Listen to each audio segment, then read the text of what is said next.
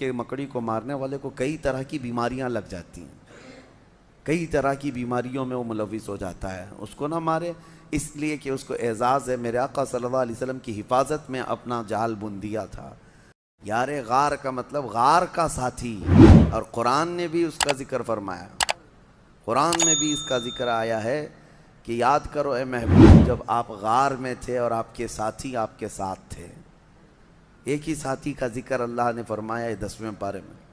اس غار میں جانے کے بعد حضرت ابو بکر صدیق نے حضور پاک صلی اللہ علیہ وسلم کو باہر بیٹھنے کے لیے عرض کیا، خود جا کر اس غار کی پوری صفائی فرمائی اور اس کے سوراخ کو کپڑے پھاڑ پھاڑ کر کے بند کر دیا کہ کوئی کیڑے مکوڑے نہ آئیں، اور نبی پاک صلی اللہ علیہ وسلم کو غار کے اندر لے جا کر آرام کرنے کی عرض کی، لیکن ایک سوراخ پر آپ اپنے پاؤں کی ایڑی لگا کر بیٹھے تھے۔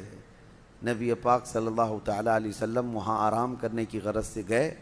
اس غار کو ابھی بھی آپ جا کر کے دیکھیں گے تو اتنا چھوٹا ہے کہ کھڑا نہیں ہو سکتا، اندر کوئی صرف بیٹھ سکتا ہے، کھڑے ہونے والی جگہ نہیں ہے وہ، اور 2 ہی لوگ اندر جا سکتے ہیں غار میں، اتنا چھوٹا ہے، 2 لوگ بیٹھ سکتے ہیں، باقی سب پتھروں سے گھرا ہوا ہے۔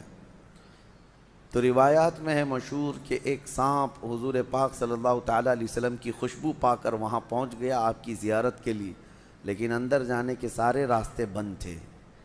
تو ایک راستہ جس پر آپ نے ایڑی لگا رکھی تھی، صدیق اکبر نے پاؤں پر ان کے سانپ کاٹنے لگ گیا کہ یہ پاؤں ہٹائیں تو میں اندر جاؤں اور دیدار مصطفیٰ کر لوں، لیکن حضرت ابو بکر صدیق ہیں کہ پیر ہٹانے کو تیار نہیں، زہر چڑھتا ہوا ان کے ران تک آ گیا اور ان کا جسم پیلا پڑنے لگ گیا، اور نبی پاک صلی اللہ علیہ وسلم آرام کر رہے ہیں، درد کی شدت بڑھ گئی۔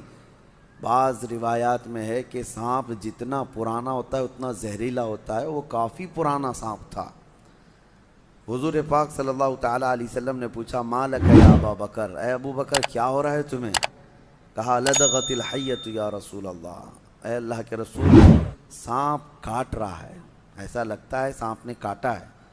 نبی پاک صلی اللہ علیہ وسلم نے فرمایا پاؤں ہٹاؤ۔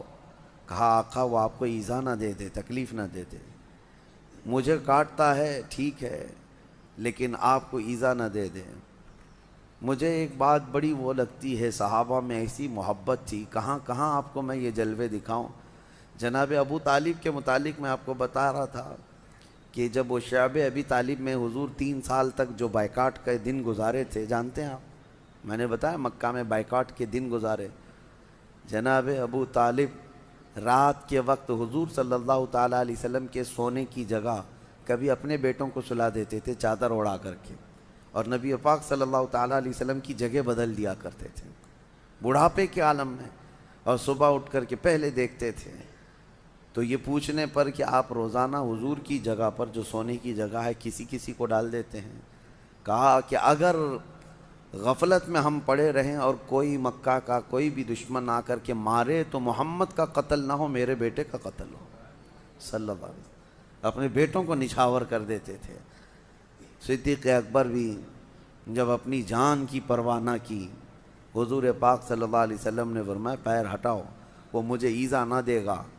سانپ اندر داخل ہوا، جی بھر کر کے میرے آقا کی زیارت کیا۔ نبی پاک صلی اللہ تعالیٰ علیہ وسلم کی زیارت کے مشتاق دنیا میں کون نہیں ہے سوائے ابلیس کے؟ حضور پاک صلی اللہ تعالیٰ علیہ وسلم کا ہر کوئی مشتاق ہے۔ واپس سانپ چلا گیا، نبی پاک صلی اللہ علیہ وسلم نے اپنا لعاب پاک نکال کر حضرت ابو بکر کے پیر میں لگایا، وہ زہر ختم ہو گیا۔ حضرت ابو بکر صدیق کو زندگی بھر اس زہر کا کبھی درد نہیں محسوس ہوا۔ یہ معجزہ بھی تھا میرے آقا صلی اللہ علیہ وسلم کا۔ یقیناً وہ لمحہ مبارکہ میں اللہ نے شفا رکھی ہے، شفا رکھی ہے۔ ان کا نام پڑھ کر کے شہد کی مکھی شہد میں مٹھاس لاتی ہے تو خود اس منہ مبارک میں کتنی مٹھاس ہوگی۔ وہ دہن وہ زباں جس کو سب کن کی کنجی کہیں، اس کی نافذ حکومت پہ لاکھوں سلام۔ وہ دہن جس کی ہر بات وحی خدا، اس کی قاہر ریاست پہ لاکھوں سلام۔ نبی پاک صلی اللہ تعالیٰ علیہ وسلم کے ساتھ 3 دن تک کا وہاں قیام تھا۔ 3 دن کیسے رہے لوگ؟ یہ بھی میں آپ کو بتا دوں، یہ 5000 فٹ اونچا پہاڑ ایک بار آپ چڑھ کے آنا، اللہ توفیق دے آپ سب کو، حج میں جانا ہوا، عمرے میں جانا ہوا تو میرے آقا کی وہ نشانی دیکھنے کے لیے ایک بار تو جائیں، کیونکہ یہ وہابیوں نے سب چھیڑ چھاڑ کیا ہے ہر جگہ، لیکن یہ پہاڑ پہ چڑھ نہیں پاتے، تو وہاں تک جا کر کے کچھ نہیں کیا۔ سنا ہے ابھی غار ہیرا میں نشانیاں مٹا دیا، جو لکھا ہوا تھا اس کو ختم کیا۔ بڑی عجیب سی ان کو بے چینی ہے، تکلیف ہے میرے آقا کے نام سے، لیکن کتنا مٹاؤ گے؟ مٹ گئے، مٹتے ہیں، مٹ جائیں گے، آدھا تیرے یا رسول اللہ، نہ مٹا ہے نہ مٹے گا کبھی چرچا تیرا۔ غار ثور کے آپ جائیں، ایک بار جا کر کے آنے کے بعد آپ کو اندازہ ہو جائے گا کہ یہ کیسا سفر ہے۔ لیکن ان دنوں میں 3 دن تک جب تک میرے آقا تھے، حضرت ابوبکر صدیق کی بڑی صاحبزادی حضرت اسما روز اپنے گھر سے خط پر حضرت ابوبکر کی 4 پیڑھیاں صحابی ہیں، باقی کسی کو یہ اعزاز نہیں ہے، 4 پیڑھیاں، یعنی حضرت ابوبکر صدیق کے والد بعد میں ایمان لائے، ابو قحافہ وہ صحابی، حضرت ابوبکر صحابی، حضرت ابوبکر صدیق کے ایک بیٹے ہیں وہ صحابی، حضرت ابوبکر کے پوتے وہ بھی صحابی۔ حضور اکرم صلی اللہ علیہ وسلم کی زندگی میں یہ 4 پیڑھیاں ایمان بھی لائیں اور سب کے سب صحابیت کا شرف بھی پائی، پورا خاندان نچھاور کیا ہوا ہے۔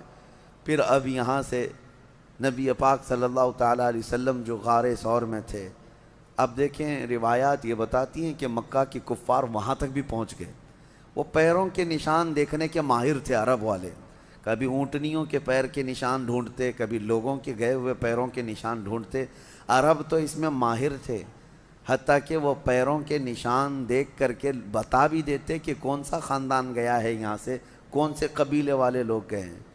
اور جیسے کہ مشہور روایت یہ ہے، حضرت ابو بکر کو ابو بکر جو کہا جاتا ہے، ان کا جو نام ہے یہ مشہور جو ہوا ابو بکر، بکر جو ہے نا عرب کا ایک بہت بڑا نصاب آدمی، نصاب کا مطلب وہ نشانیاں دیکھ کر کے نسب بتانے والا، اس کا حال یہ تھا کہ وہ پیروں کے نشان دیکھ کر کے تقریباً وہ خاندان کا پورا بایو ڈاٹا بتا دیتا، بایوگرافی بتا دیتا کہ کون سا خاندان کا آدمی یہاں سے گیا ہے، تو وہ بکر بہت مشہور تھا کہ نسب پورا بتاتا ہے۔ اور حضرت ابو بکر صدیق رضی اللہ تعالیٰ عنہ کا حال یہ تھا کہ وہ کسی کے انگلی کا پور، یہ پور جو ہے یہ دیکھ کر کے اس کی 8 پشتیں گنا دیتے تھے کہ تیرا باپ یہ ہے، تیرا دادا یہ ہے، تیرا پردادا یہ ہے، تیرا فلاں یہ ہے۔ حضرت ابو بکر صدیق نسب کے اس میں اتنے ماہر تھے، اسی لیے آپ کو کہا گیا وہ تو بکر ہے جو ایک خاندان بتاتا ہے، یہ بکر کا باپ ہے جو 8 پشتوں تک بتا دیتا ہے، ابو بکر۔ تو حضرت صدیق اکبر رضی اللہ تعالیٰ عنہ کے ساتھ وہاں تھے، تو کفار جو ہے پیروں کے نشان ڈھونڈتے ڈھونڈتے وہاں تک پہنچ گئے، کہاں تک؟ پہاڑ تک بھی پہنچے، کیونکہ مکہ میں دوسرے ہی دن یہ اعلان ہو گیا تھا جو محمد اور ان کے ساتھی کو ڈھونڈ لائے گا اسے 100 اونٹ انعام میں دیے جائیں گے، 100 اونٹ دیے جائیں گے۔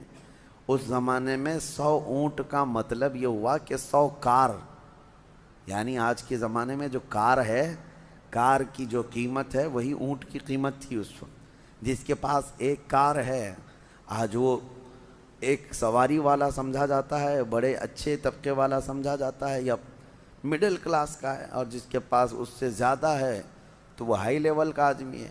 اب 100 اونٹ، ابھی یہاں کوئی اعلان کر دے کہ 100 مرسیڈیز کسی کو ملیں گی تو اسی سے آپ کو اندازہ ہو جائے گا 100 مرسیڈیز کا مطلب کیا ہے۔ تو اس زمانے میں سرخ اونٹ جو ہے وہ مرسیڈیز اور بڑی لگژری گاڑیوں کے مقابل میں مانے جاتے تھے۔ عام اونٹ الگ ہے، سرخ اونٹ یعنی لال رنگ کا اونٹ وہ لگژری اونٹ تھا، جس کے پاس ہوتا ہے وہ بڑے قسم کا آدمی۔ اور ویسے 100 اونٹ کا اعلان ہو چکا تھا مکہ میں کہ جو ڈھونڈ کر کے لائے گا اسے 100 اونٹ ملیں گے۔ آپ کو اونٹوں کی اہمیت ابھی نہیں معلوم، ضرورت آپ کو نہیں پڑتی ہے، لیکن اس وقت کی سواری بھی وہی تھی، ان کی سفر کا سارا دار و مدار اس پر تھا۔ اس انعام کے چکر میں در در کی لوگ جو ہے خاک چھان رہے تھے، ڈھونڈ رہے تھے، اور ڈھونڈتے ڈھونڈتے وہاں تک پہنچ بھی گئے تھے۔ اب غار تک بھی پہنچ گئے، یہاں تک کہ اس مقام تک پہنچے کہ اگر وہ اپنے پیروں کی ایڑیاں اٹھا دیتے تو حضور پاک صلی اللہ علیہ وسلم حضرت ابو بکر ان کو صاف نظر آ جاتے ہیں۔ حضرت ابو بکر غار میں بیٹھے ان کی گردنیں دیکھ رہے تھے، لیکن کفار و مشرکین حضور کو اور حضرت ابو بکر کو دیکھ نہیں پا رہے تھے۔ غار کے دہانے تک، منہ تک تو پہنچ گئے۔ اللہ تبارک و تعالیٰ نے اپنے محبوب کی حفاظت کے لیے وہاں پر دو نشانیاں ایسی پیدا فرمائیں، ایک مکڑی نے جال بن دیے، ایک کبوتری نے فوراً انڈے دیے۔ یہ نشانی تھی اس زمانے میں کہ جہاں کبوتری انڈے دیتی ہے انسانوں کا آنا جانا نہیں ہوتا، اور مکڑی نے جال لگایا، اس کا مطلب اگر کوئی اندر گیا آیا ہوا ہوتا تو جال ٹوٹ چکا ہوتا، اور مکڑی کو جال لگانے میں کافی وقت لگ جاتا ہے، اتنا گھنا جال لگا دیا تھا مکڑی نے چند گھنٹوں میں۔ تو اب یہ دو نشانیاں دیکھ کر کے کفار وہاں تک پہنچ کر کے بھی حضور کے قریب نہ جا سکے، پلٹ کر چلے گئے۔ اللہ رب العزت جب کسی کی حفاظت کرنا چاہے وہ تمہاری گردن تک قریب لا کر دشمن کو بھی دور پھینک دیتا ہے۔ اعلیٰ حضرت فاضل بریلوی رضی اللہ تعالیٰ عنہ فرماتے ہیں، جان ہے جان کیا نظر آئے۔ حضور جو ہے جان کائنات ہیں، اور جان کس کو نظر آتی ہے؟ جان ہے جان کیا نظر آئے، کیوں عدو گرد غار پھرتے ہیں، وہ سوئے لال ازار پھرتے ہیں، تیرے دن اے بہار پھرتے ہیں۔ نبی پاک صلی اللہ تعالیٰ علیہ وسلم کو وہ قریب آ کر کے بھی دیکھ نہ سکے۔ یہ دونوں چیزیں نشانیاں بن گئی۔ اسی لیے بزرگوں نے لکھا ہے کہ نہ مکڑی کو مارو نہ کبوتر کے ساتھ زیادتی کرو، یہ دونوں میرے آقا صلی اللہ تعالیٰ علیہ وسلم کی ناموس کی حفاظت کرنے والے پہرے دار ہیں، جس کو آج کہتے ہیں نا محافظ ناموس رسالت۔ یقیناً میرے آقا صلی اللہ تعالیٰ علیہ وسلم کی عزت کی پہرے داری کرنے والی مکڑی بھی ہے اور کبوتری بھی ہے، اور دونوں عزت پائے ہوئے لوگ ہیں۔ مکڑی کو مارنا منع ہے، ہاں بس یہ ہے کہ اس کے جال کو صاف کریں لیکن اس کو نہ مارے۔ بعض بزرگوں نے حیات الحیوان ایک کتاب ہے حیوانات، علامہ کمال الدین دمیری رحمۃ اللہ علیہ کی، اس میں تو انہوں نے لکھا ہے کہ مکڑی کو مارنے والے کو کئی طرح کی بیماریاں لگ جاتی ہیں، کئی طرح کی بیماریوں میں وہ ملوث ہو جاتا ہے۔ اس کو نہ مارے، اس لیے کہ اس کو اعزاز ہے، میرے آقا صلی اللہ علیہ وسلم کی حفاظت میں اپنا جال بن دیا تھا۔ اور دوسری چیز کبوتری کا بھی ہے۔ کبوتری ایک ایسی، کبوتر ہی سمجھ لیں، ایک ایسا پرندہ ہے جس کو اللہ تعالیٰ نے یہ اعزاز بخشا ہے۔ آج بھی اگر کوا آ جائے تو بھگا دیتے ہیں، کبوتر آئے تو کوئی بھگاتا نہیں۔ حرم کی ہر مینار میں آپ کو، مسجد نبوی میں، خانہ کعبہ کے اندر، سب جگہ آپ کو کبوتر ہی کبوتر نظر آئیں گے، بے حساب کبوتر بھرے ہوئے ہیں۔ لیکن کبھی آپ جا کر کے دیکھنا، نہ مسجد نبوی میں وہ بیٹ کرتے ہیں، نہ حرم پاک میں کہیں پخانہ ان کا پڑا ہوا ملتا ہے، گندگی نہیں پھیلاتے۔ لیکن وہ کریں نہ کریں اپنی جگہ پر، ہزاروں لاکھوں پرندوں میں حرم میں رہنے کا شرف اگر کسی پرندے کو ہے تو وہ کبوتر کو ہے۔ وہ میرے آقا کی جالیوں کے پاس بھی آتے ہیں، نبی پاک صلی اللہ علیہ وسلم کے گنبد پر اپنا بسیرا کیے ہوئے ہیں ہزاروں کی تعداد میں۔ بہرحال وہ ان کی قسمت ہے، اور اللہ تعالیٰ نے اس کو یہ اعزاز دیا۔ خالی وہاں مکہ اور مدینہ میں نہیں، آپ جہاں کے بھی مقدس مقامات دیکھیں گے کبوتر وہاں مل ہی جاتے ہیں۔ کبوتر کی یہ فطرت ہے، مزاج ہے، وہ مقدس مقامات میں اپنا گھر بناتے ہیں، مسجدوں کو، مزارات کو، وہیں پر وہ اپنے گھر بناتے ہیں۔ یہ اعلیٰ نسب ہونے کی بھی علامت ہے، اور اچھے اشرف مزاج ہونے کی بھی علامت ہے۔